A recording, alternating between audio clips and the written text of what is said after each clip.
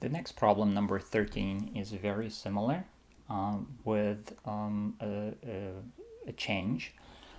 Again, we need to find the area of the shaded region that is given to us.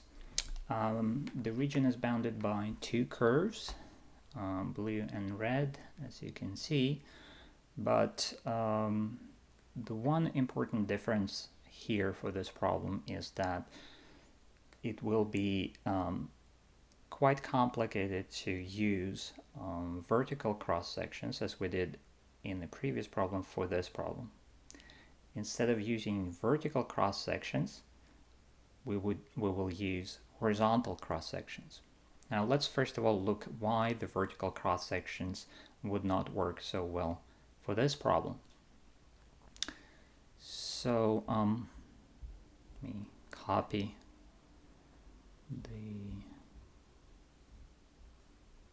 let me first of all copy the graph, sketch the graph.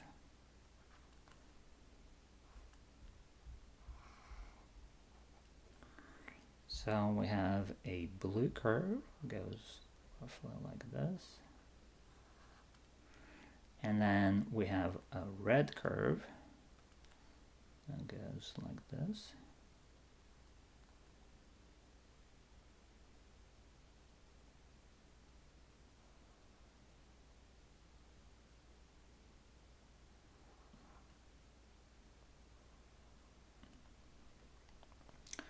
And the region is in between those two curves. Now let's see what happens if I try to use vertical cross sections to determine the area of this region. As you remember from the previous problem, the main principle that we are using to find the area of regions in the xy plane is that we look at the length of cross sections of this region, either by horizontal or by vertical lines. In principle, we could use cross sections that go in any other direction. But here, most often, of course, we use either vertical or horizontal cross sections. Let's look at what happens if we consider vertical cross sections as we did in the previous problem. So for the cross sections that are situated in the right part of our region, both endpoints lie on the red curve. So in order to determine the length of those cross sections, we would need to determine the y-coordinate from the equation of the red curve. Now note that this equation is written in the form where it is solved for x. So given the y value, it is easy to determine the x value. You would just simply plug it in into that equation. The equation is x equals 1 minus y to the power 4. But to determine the length of a vertical cross section, you would then be determining the y coordinate of the endpoints based on the x value. So you would need to solve this equation for y. Now in this case it's not particularly difficult, but still it's some algebra work. Y to the 4th equals 1 minus x, and then y equals plus or minus 4th root of 1 minus x. You can see how it gets already quite complicated here. And so to find the length of the cross section that is located in the right portion of our region, we would need to do this work. Now, but it's not just that.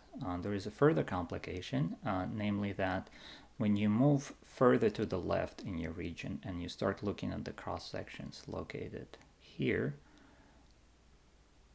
suddenly it's a different situation. Now, if you go all the way to the left, both endpoints are located on the blue curve, so you would use a completely different equation.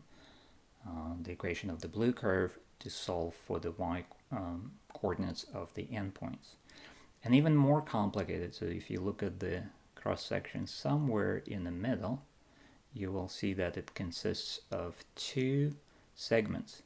The first segment will have, the one on top, will have one endpoint on the blue curve and the other endpoint on the red curve.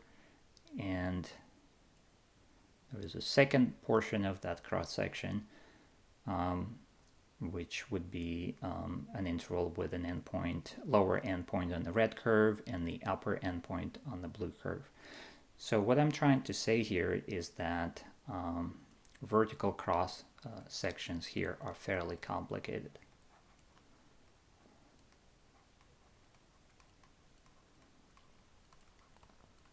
Vertical cross sections are complicated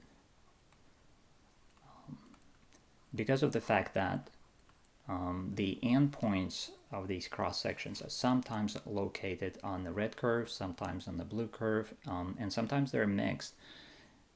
It would be very difficult to set up an integral for the area of this region. In fact, we would need several integrals depending on those cases where whether the two endpoints are both on the red curve, whether we get one segment in the cross section or two, etc.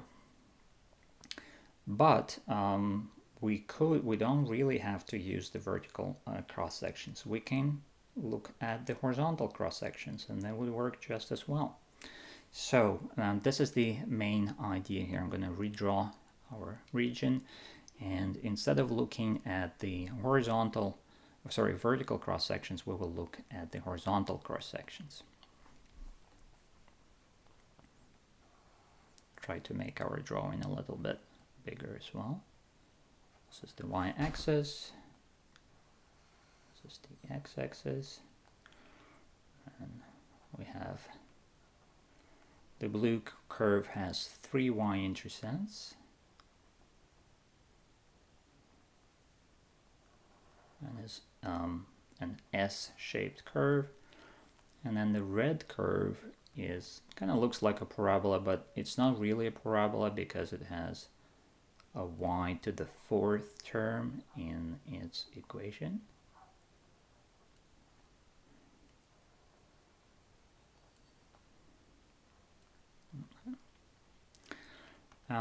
Okay, and so this is the region, and we are looking at the horizontal cross sections now. I'm going to slice our region by horizontal lines, horizontal line segments. Again, we see that the length of this cross section depends on the location of this cross section. The cross sections that are somewhere towards the middle, they are the longest, and then the cross sections that are close to the top or close to the bottom, they're short. Now the location of the cross section, because it's a horizontal cross section, will now be specified by the y coordinate of the y-intercept of that cross section.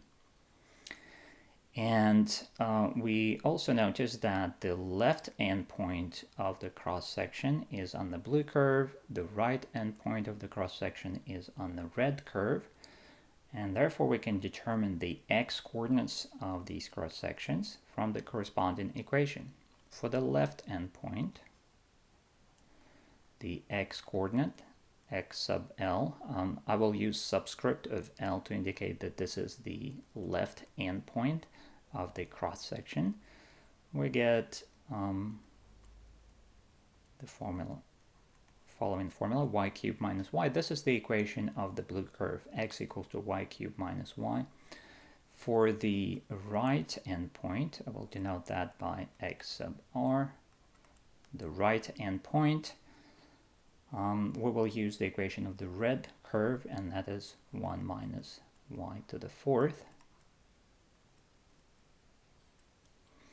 And so the length of our cross section here, let me denote it by L, length, which will depend, of course, on y, which specifies the location of our cross section. is simply the difference of the x-coordinates of the endpoints. Namely, I have to take the x-coordinate of the right endpoint, which is 1 minus y to the fourth, and subtract from it the x-coordinate of the left endpoint, which is y cubed minus y. Now, if we subtract, distribute the negative signs as required, we're going to get negative y to the fourth, negative y cubed, plus y, plus 1. I arranged the terms so that the exponent is decreasing as we go from one term to the next. Now, what are the limits of integration? You notice that for the points inside our region, place yourself anywhere inside the region, doesn't matter exactly where, the y coordinate will be somewhere between -1 and +1. So this is if you look at the y coordinate that is outside of this region, -1 to +1, if you look at the horizontal line that corresponds, for example, to y equals to 2, you could, of course, do that, but you will see that that horizontal line does not cross our region. So the length of the cross section corresponding to the value of y equals to 2 is 0. And we don't need to include such values of y into our region of integration. And to summarize, this is basically what we need to do to find our area here. We will integrate from -1 to +1 the length of the cross section, and it's a function of y, -y to the fourth minus y cubed plus y plus 1, and the integration is with respect to the y variable. Now, fairly simple integral here. We integrate term by term, and then we find the value of this definite integral by the fundamental theorem of calculus. Use the power rule to integrate each term. For the first term, we get the antiderivative is -y to the fifth over 5. For the second term, -y to the fourth over 4, then plus y squared over 2 plus y. And this is our antiderivative, and then by the fundamental theorem of calculus, to calculate the value of our definite integral, we need to plug in the endpoints into our antiderivative and then take the difference of those two values. And so we're going to get -1/5 minus 1/4 plus 1/2 plus 1. Subtract. What happens if I plug in y equals to -1? I'm going to get 1/5 -1/4 plus 1/2